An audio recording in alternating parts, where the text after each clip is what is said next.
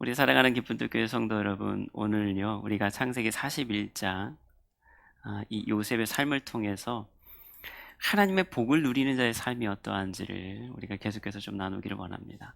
우리가 금요일 날 이 창세기 말씀을 봤어요. 그리고 이제 그때 우리가 나누지 못했던 이 주제를 좀 나누기를 원하는데요. 여러분, 이제 사순절이 이제 절반이 넘게 지나갔습니다. 우리가 주님의 고난을 묵상하면서 다시 복음으로 나아가는 그 삶을 살아야 될 우리도 또한 오늘 하나님이 주시는 그 복을 풍성히 누릴 수 있어야 됩니다. 여러분, 그렇지 않겠습니까? 믿는 자들이 하나님이 주시는 그 복을 누리지 못하고 소유하지 못하고 증거하지 못한다라면 여러분, 이것도 참 안타까운 일이죠. 그리고 오늘 그래서 우리가 살펴볼 이 요셉을 보면 그가 고난 가운데서도 어떻게 하나님이 주시는 그 복을 합당하게 누릴 수 있었는가, 여러분 여기에 대한 아주 중요한 좋은 본을 우리에게 보여주고 있는 것을 알 수가 있죠. 여러분, 요셉이 어떤 사람이었습니까? 원래 요셉은 야곱의 11번째 아들로 태어난 사람입니다. 그리고 아버지의 사랑을 독차지했죠.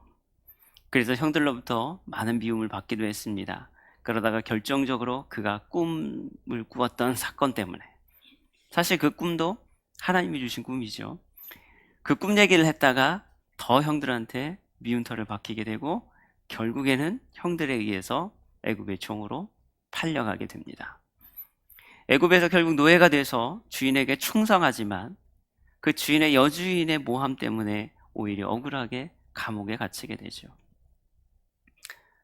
그가 비록 감옥에서도 성실하게 생활하지만 그 가운데 이제 이 관원장들을 만나게 됩니다. 그리고 그들의 꿈을 해몽해 주면서 야, 이제 내가 얼마 안 있으면 석방될 수 있겠구나라는 가능성을 생각하기도 했죠. 그러나 그거조차도 그의 마음대로 되지 않았습니다.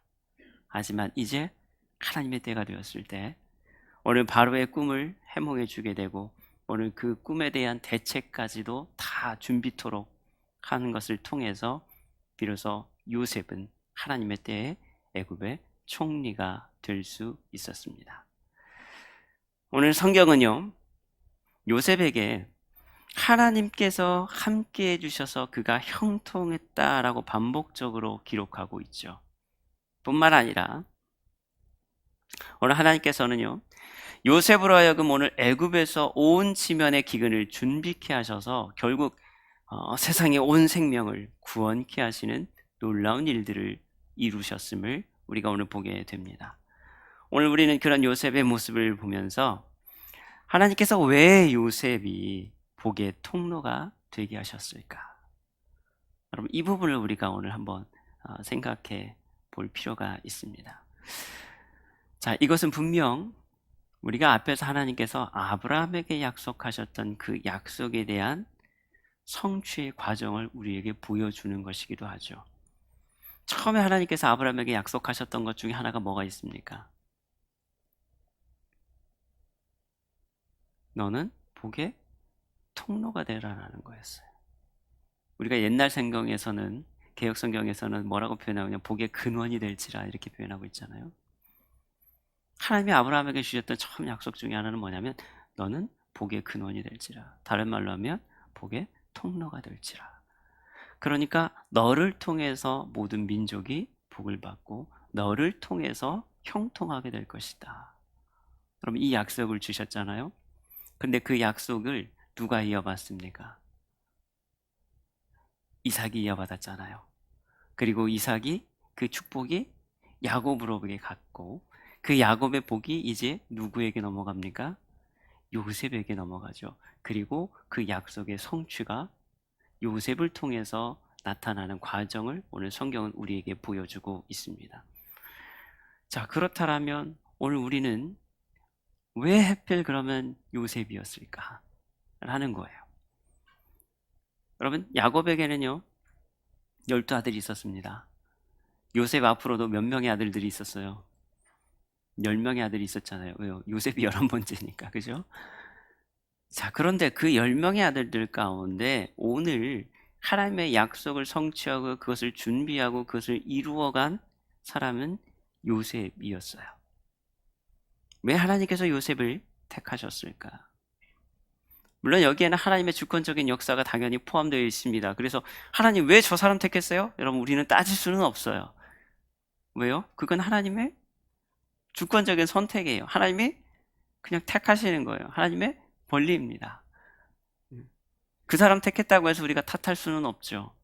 그런데 우리가 그 가운데서도 이유가 무엇일까 한번 우리가 생각해 볼 필요는 있죠.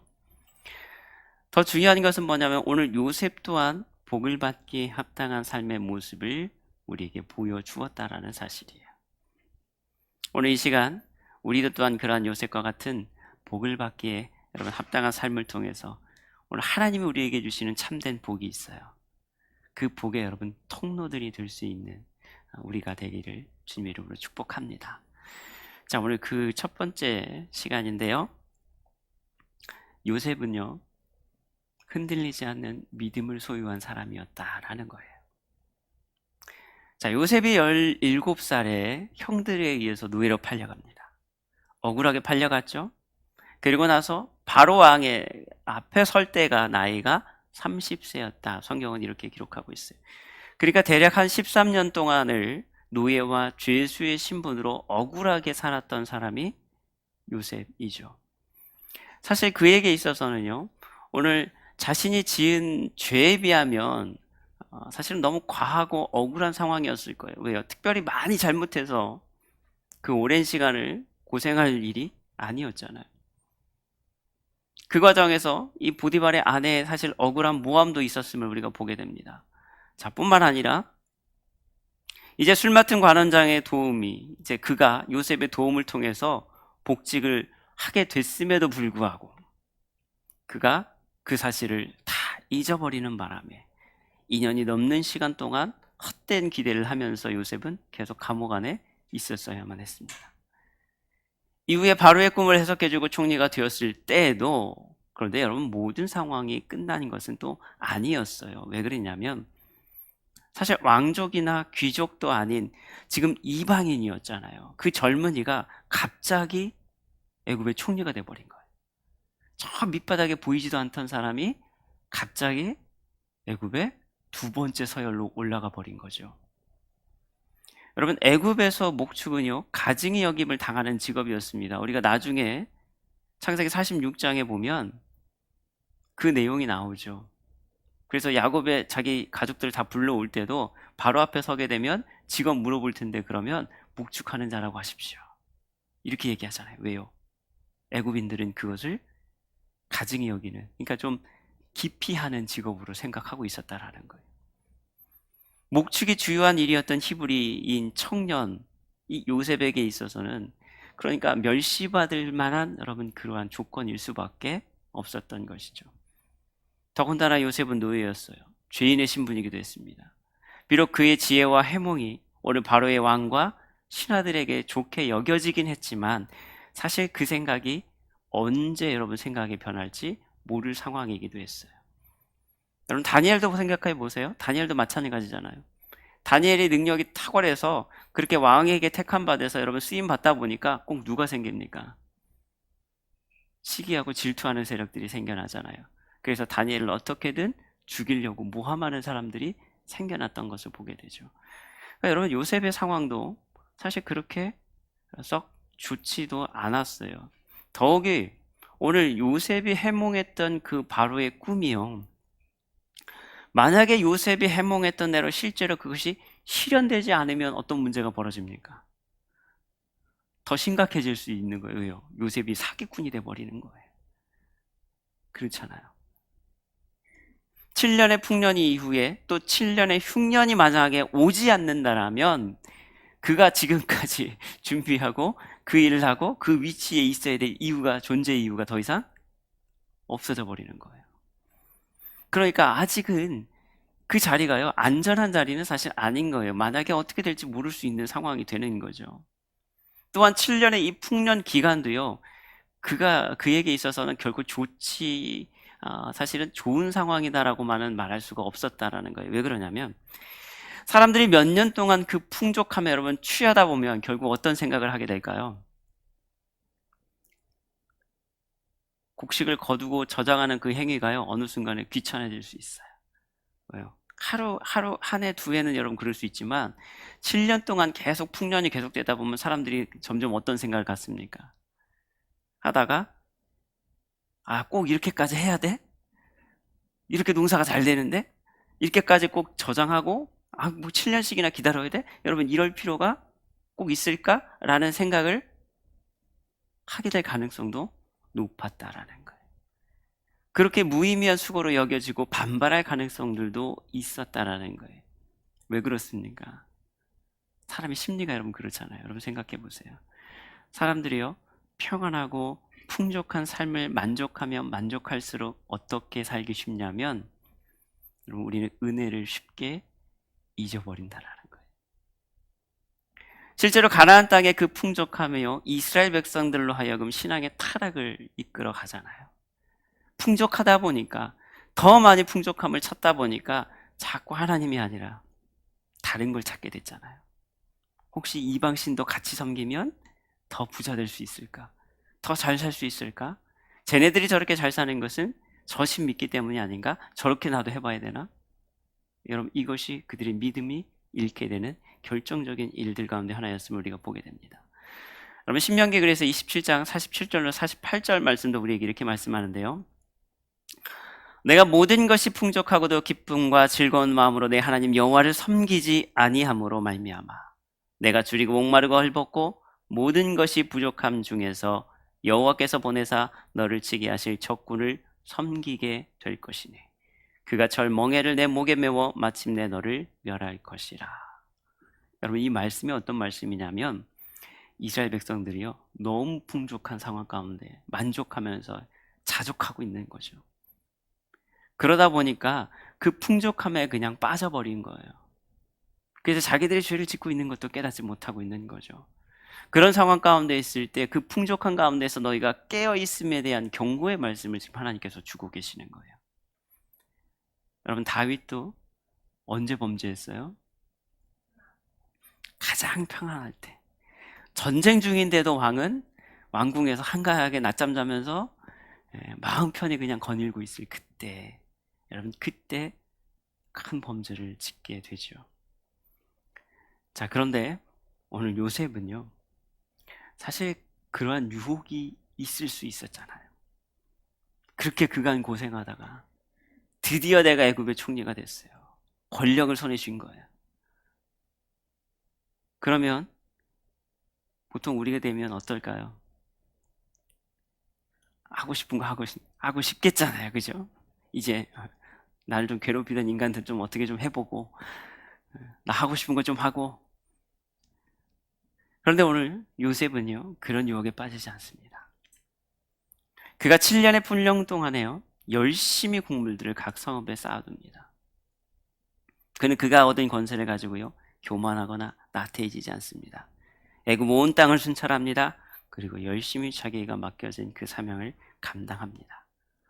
이것이 여러분 평소에 요셉의 성실함이 있었기 때문이기도 하겠지만 사실 오늘 우리가 조금 더 주목해서 봐야 될 것은 뭐냐면 무엇보다 요셉은 오늘 하나님이 반드시 그 일을 성취하실 것이다 라고 하는 사실을 믿었다라는 거예요. 반드시 하나님이 7년의 흉년을 주시고 반드시 7년의 흉년을 주신다라는 것을 믿었어요. 그래서 그는 그 사실을 반드시 믿었어요. 하나님의 계획과 뜻이 반드시 이루어질 것이다 라는 여러분 그 사실을 그는 믿었습니다. 그래서 여러 가지 여러분 이 의심과 변수가 있는 상황 속에서도 자신에게 맡겨진 그 일들을 끝까지 잘 감당할 수 있었던 것이죠.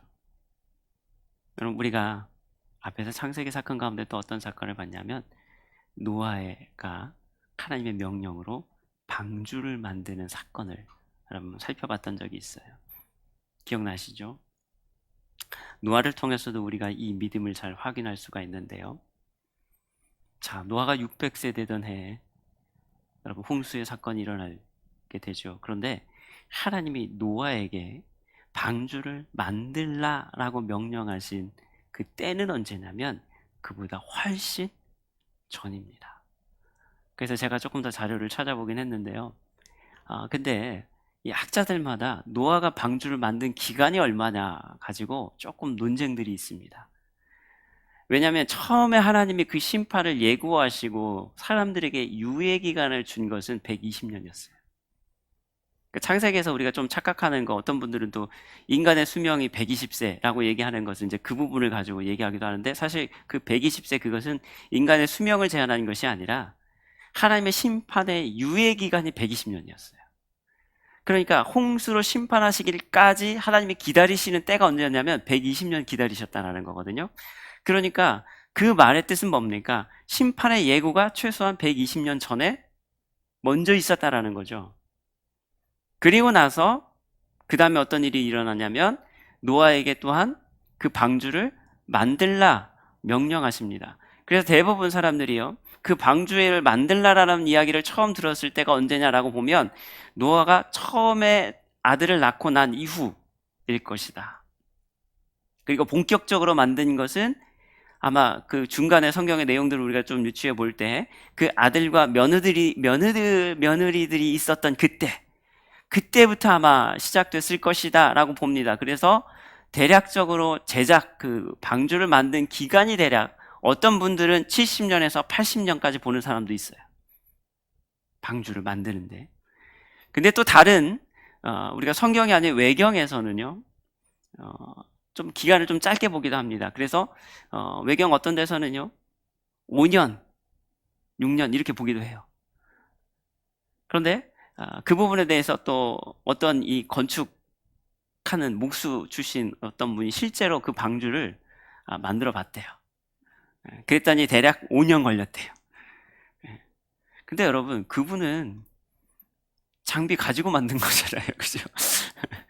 노아 때는요, 그런 장비 없이 그냥 정말 맨손으로 만든 거잖아요. 그죠? 시기적으로. 그러니까 우리가 정확하게 그 시기를 특정하기는 사실 쉽지는 않습니다. 왜냐하면 성경에서는 그게 명시가 되어 있지 않기 때문에 우리가 단순히 유추할 것 뿐이죠. 그런데 어쨌든 그 기간은 굉장히 길었어요. 그리고 우리가 여러분 영화라든지 여러 가지 보면 알겠지만 그때 어떻습니까? 그 만드는 과정에서 얼마나 사람들의 많은 멸시와 무시가 있었습니까? 그래서 노아가 그 방주를 다 완성하고 여러분 홍수가 있는 그날까지도 사람들은 뭐 했습니까? 다 장가가고 시집가고 여러분 이랬다라고 성경은 말씀하고 있잖아요. 그런데 노아는 그럼에도 불구하고 뭐 했어요? 끝까지 그 일을 합니다. 왜요? 믿었으니까.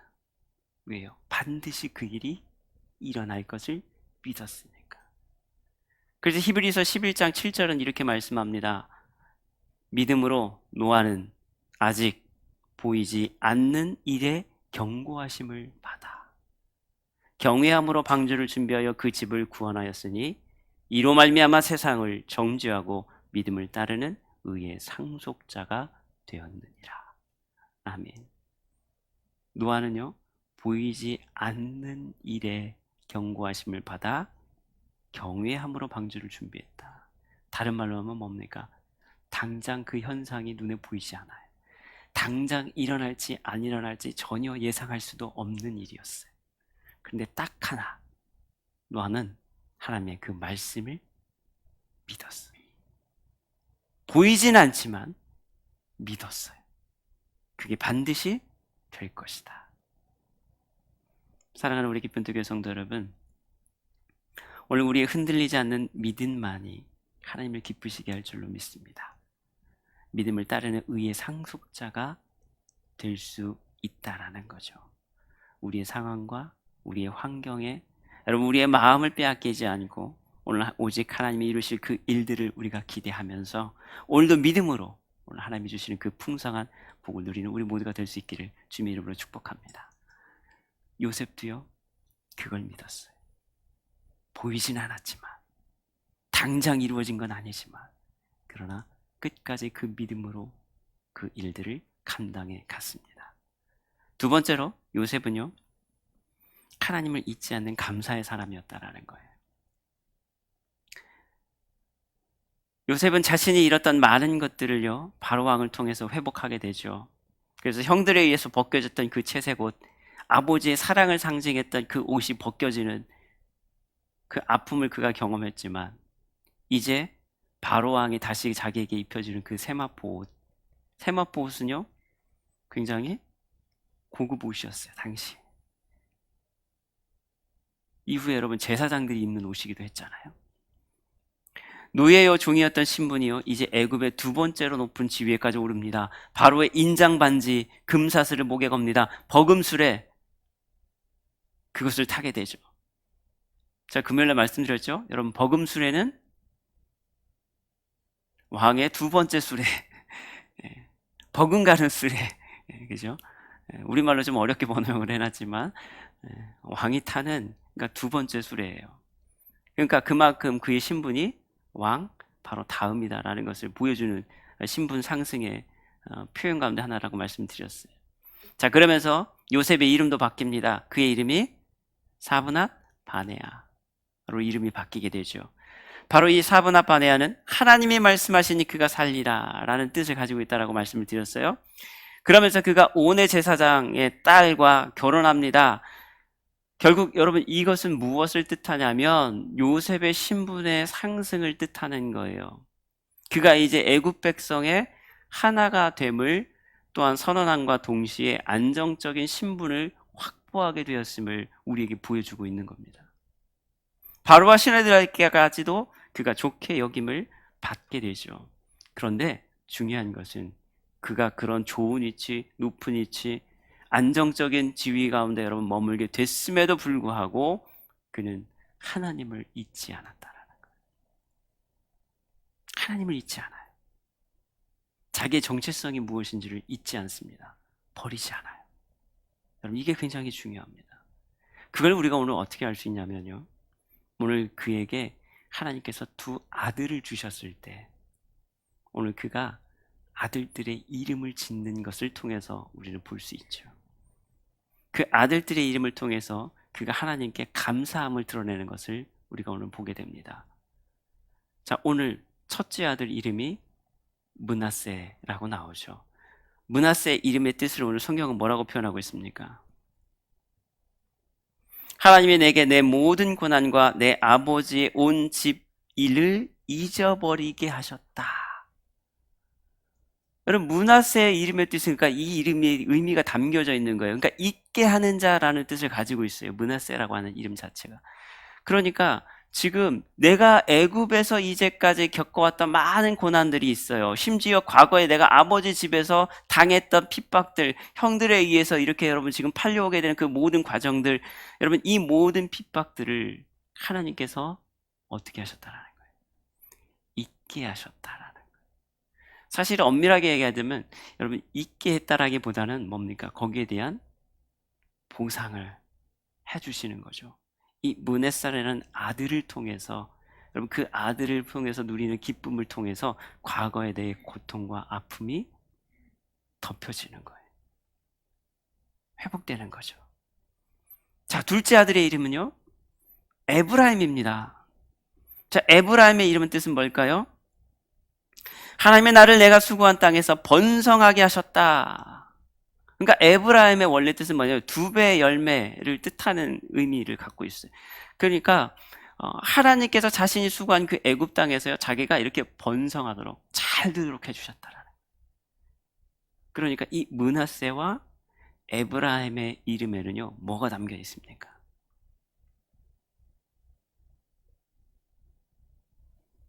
그가 과거의 고난과 고통뿐만 아니라 오늘 지금의 이 형통함에 대한 은혜가 다 어디서부터 온 거예요?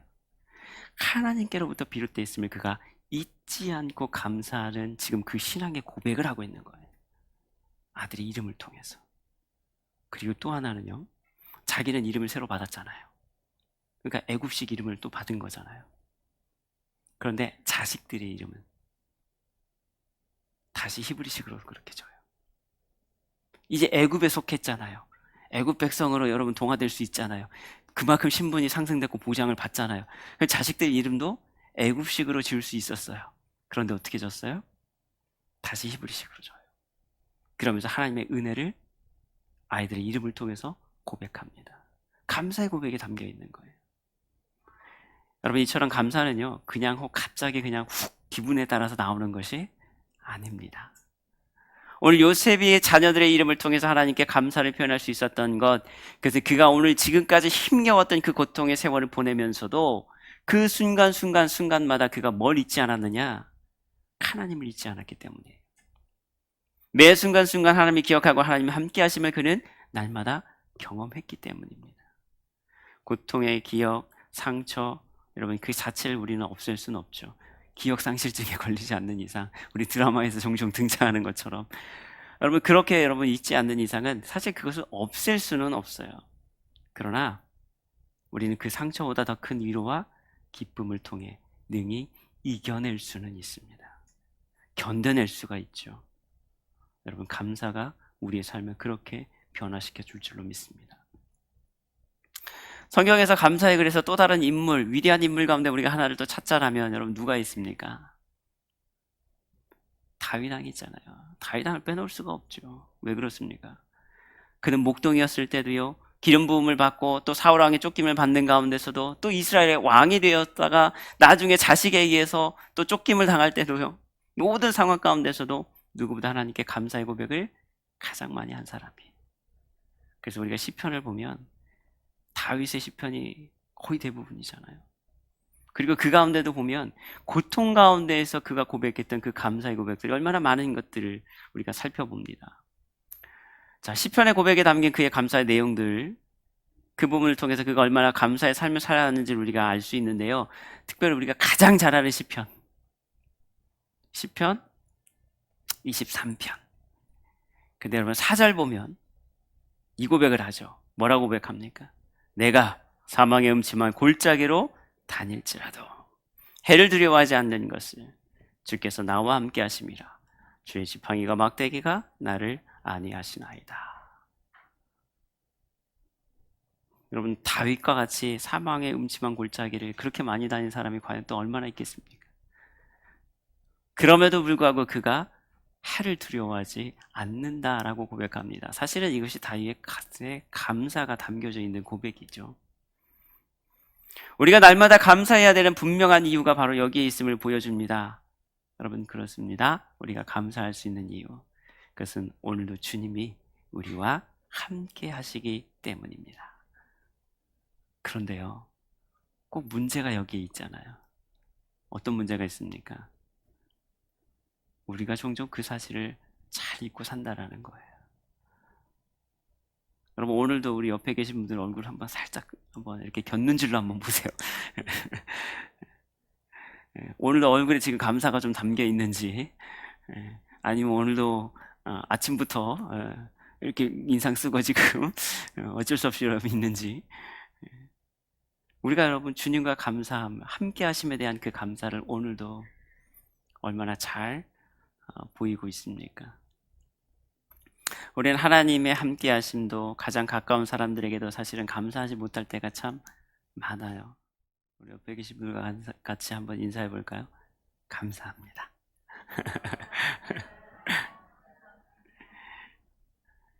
여러분 우리가 분명히 또 감사해야 될 더 중요한 이유가 있습니다.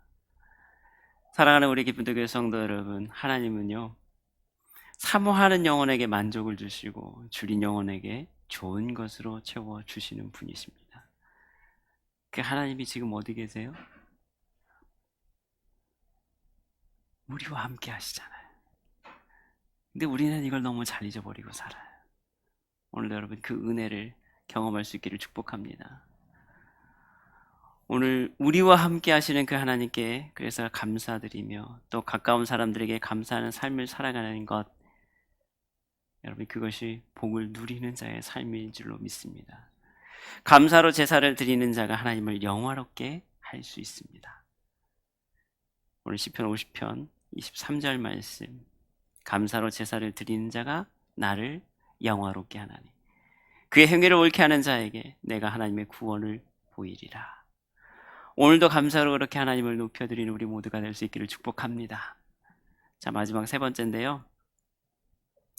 사명을 잘 감당하는 자에게 부으시는 하나님의 은혜, 여러분 복이 있는 줄로 믿습니다. 자, 요셉의 위대한 점 가운데 하나가 있다라면 그의 행위는 결코 사적인 목적을 위해서 자기의 힘과 권력과 능력을 사용하지 않았다라는 거예요. 여러분, 저는 가끔 학창 시절이나 또 군 시절 이렇게 저를 괴롭혔거나 저를 불편하게 만들었던 사람들에 대해서 가끔 이렇게 복수하는 꿈을 꾸곤 해요. 여러분은 어떠신지 모르겠어요. 내가 그때 이렇게 힘만 있었어. 내가 이렇게는 안 당했을 텐데. 이런 생각을 할 때가 있어요. 그때는 내가 힘이 없어서 약해서 능력과 계급이 낮아서 할 수 없었지만, 나중에 내가 성공해가지고, 그죠? 힘을 길러가지고 찾아가서 나중에 통쾌하게 복수하는, 여러분 이런 걸 상상하면 행복하잖아요, 그죠? 네. 물론 꿈속에서만 지금 하고 있지만. 그런데 이제 여러분 요셉은요, 애굽에서 가장 높은 두 번째 위치에 올랐어요. 그에게는 통치할 수 있는 권세가 주어졌습니다. 왕의 인잠 반지를 꼈어요. 뭐든 자기 마음대로 움직일 수 있어요. 행할 수 있어요. 마음만 먹으면 자기를 괴롭혔던 사람들에게 복수할 수 있는 기회가요, 얼마든지 있었습니다. 자신의 억울한 일들을 회복할 수 있는 힘도 있었죠. 여러분, 사실 이제 형들에게 복수하는 것 또한 전혀 불가능한 것도 아닙니다. 애굽의 군대만 그냥 보내면 되는 거예요. 자기를 괴롭혔던, 그래서 억울하게 누명을 씌웠던 보디발의 아내 불러다 놓고 왜 그랬어요? 당신이 그랬어 안 그랬어? 따져 물을 수도 있었잖아요. 그렇죠? 얼마든지 그렇게 할 수 있었어요. 그런데 요셉은요, 자기의 힘을 그렇게 개인적인 목적을 위해서 사용하지 않았다라는 거예요. 자기가 가진 힘을 주어진 일을 감당하는 데 집중하는 요셉의 모습을 우리는 보게 됩니다. 오늘 요셉은요, 다가올 기근을 준비하면서 양식이 없는 자들이 생명을 유지할 수 있는 그 일을 지금 7년의 풍년 동안에, 또 7년의 기근 동안에 그 일들을 감당합니다. 그리고 그곳에 집중하죠. 왜 그럴까요? 오늘 그는요, 하나님의 자신을 그곳에 세운 뜻을 분명히 깨닫고 있었기 때문에 그렇습니다. 여러분, 많은 영적인 사역자들 가운데요, 하나님의 기뻐하시는 그런 큰 일들을 잘 감당하시는 분들도 많지만, 반대로 오늘 하나님이 주신 그런 은사와 능력들을요, 자기 자신을 위해서 사용하다가 망하던 사람들 또한 여러분 많이 있습니다. 저도 주위에 보면 자기에게 주어진 그 영적인 많은 은사들이 있었는데요, 그것을 자신의 불을 쌓는 도구로 사용하다가 또 무너졌던 분들, 자칫 잘못된 방법으로 사용하다가 다른 목적으로 쓰다가 넘어진 분들, 여러분 그런 분들을 또 생생하게 목격했던 적도 있어요. 예전에 어떤 은사 집회하시는 분들 집회 잠깐 갔더니 그분은 또 헌금에 굉장히 관심이 많으시더라고요. 하면서 헌금 봉투 하나씩 다 확인을 하시는 거예요. 그분이 혹시 투시의 은사가 있으셨는지는 모르겠어요. 헌금 봉투를 다 하면 다 투시를 하시더라고요. 저는 그런 모습들을 또 여러분 보면서, 여러분 과연 그것이 하나님 기뻐하시는 모습일까? 여러분 이런 생각을 가졌던 적이 있어요. 어떤 분들은 정말 끝까지 충성된 그 삶을 감당하시는 분도 계시지만, 어떤 분들은 주어진 은사 가지고 자기 이권을 위해서 사용하시는 분들, 자기 목적을 위해서 사용하시는 분들, 여러분 이런 분들도 꽤 계시더라고요. 우리가 죄와 욕심과 탐욕으로 여러분 말미암아 주어진 우리 은사나 달란트를 잘못 사용하거나, 오늘 우리에게 주어져 있는 그 사명을 잘 감당하지 못하고 우리가 넘어지게 될 때, 그러면 여러분 오히려 하나님 우리에게 주시는 복은 사실은 그것이 복이 아니라 화가 될 수밖에 없죠. 여러분 로또에 당첨되신 분들, 우리가 항상 부러워하는 분들이 있잖아요. 근데 대부분 또 잘못되신 분들도 꽤 계시더라고요. 예전에 또 읽었던 기사 가운데, 물론 우리나라도 있지만 외국은요 또 복권 당첨 금액이 훨씬 크잖아요. 단위가 다르더라고요. 예, 몇 천억 단위 막 뭐 이렇게 되더라고요. 근데 한 번은 기사 가운데 그런 내용이 있었어요. 어떤 분이 당첨이 됐어요. 1등 당첨됐습니다. 그랬는데 갑자기 여러분 벼락부자가 된 거잖아요. 그 재산이 몇 년을 못 가더라고요. 오히려 이전보다 더 못해져가지고 노숙자 생활을 하고 있는 그런 분을 인터뷰한 기사를 본 적도 있어요. 여러분 분명히 하나님의 은혜인데, 그 은혜가 돼야 되는데, 은혜가 오히려 그 사람에게 뭐가 될 수 있어요? 차라리 없는 것만 못할 때가 될 때도 있다라는 거예요. 왜 그럴까? 우리가 우리의 주어진 그 사명을 잘 감당하지 못할 때 그것이 오히려 복이 아니라 화가 될 수도 있다는 거예요. 만약에 요셉이 이 보디발의 아내의 유혹을 떨쳐내지 못하고 오히려 그 유혹에 넘어갔다라면 당장은 더 편했을 수도 있어요. 그러나 요셉을 통한 하나님의 계획은 분명히 달라질 수밖에 없었겠죠. 요셉이 오늘 그 유혹을 잘 이겨내고 하나님의 뜻과 계획에 그가 중심했기에, 그것에 집중했기에 오늘 마지막까지 그는 그 사명을 잘 감당하게 된 줄로 믿습니다. 사랑하는 우리 기쁜 교회 성도 여러분, 하나님은요 오늘 우리에게 귀한 사명을 주신 줄로 믿습니다. 우리가 얼마 전에 살펴봤듯이 부르심에 합당한 삶 가운데에는 오늘 우리에게 맡겨주신 직분 그리고 그 은사에 따라서 우리가 서로를 잘 섬기고 또 온전하게 하기 위함인 것을 우리가 다시 한번 깨닫게 되는데요. 근데 이 또한 우리가 감당해야 될 귀한 사명임을 우리가 깨닫고 잘 감당해 갈 때, 그때 비로소 하나님이 주시는 여러분 풍성한 복이 있는 줄로 믿습니다. 그리고 그 복을 잘 누릴 수 있는 것이죠. 그런 우리가 참된 복의 통로로서의 역할을 여러분 참 감당하게 될 줄로 믿습니다. 여러분 미국에서 발행되는 피플이라는 잡지에 실린 예전에 감동적인 이야기가 하나 있었어요. 어떤 내용이었냐면 미국의 한 기업인이었습니다. 그가 40년 동안 열심히 회사를 잘 일궜어요. 그래서 피땀 흘려서 회사가 이제 굉장히 많이 컸습니다. 성장을 하게 됐어요. 그런데 이제 그가 열심히 일하다가 이제 나이도 들고 더 이상 회사를 운영할 능력이 이제 힘이 붙이고 하니까 어떻게 할까 하다가 회사를요 이제 매각을 해요. 넘기죠. 그러니까 여러분 그런 일들이 많이 있잖아요. 미국 같은 경우에도 그 큰 돈을 받고 넘기는 경우들이 있어요. 근데 이분이 그렇게 넘겼어요. 이분이 톰슨 앤드 맥컬리라고 하는 회사를, 그러니까 큰 아스팔트 회사를 운영했던 이 톰슨 씨였어요. 그러니까 68세 되던 때 회사를 넘겼어요. 근데 중요한 건 뭐냐면 그가 회사를 팔아서 받았던 돈이 4억 2,200만 달러, 약 대략 한 5,040억 정도 되는 돈이었어요. 그러니까 5천억 원이 넘는 돈을 받고 개인이 받은 거죠. 회사를 넘긴 거예요. 자, 그런데 중요한 것은요. 그가 그렇게 받고 나면, 여러분 보통 이제 우리는 그러고 나면 뭐 합니까? 우리는 뭐 할까요? 여러분 이 회사를 5천억에 여러분 팔았습니다. 그럼 그 돈 갖고 뭐 하시겠어요? 잘 먹고 잘 사셔야 되잖아요. 그죠?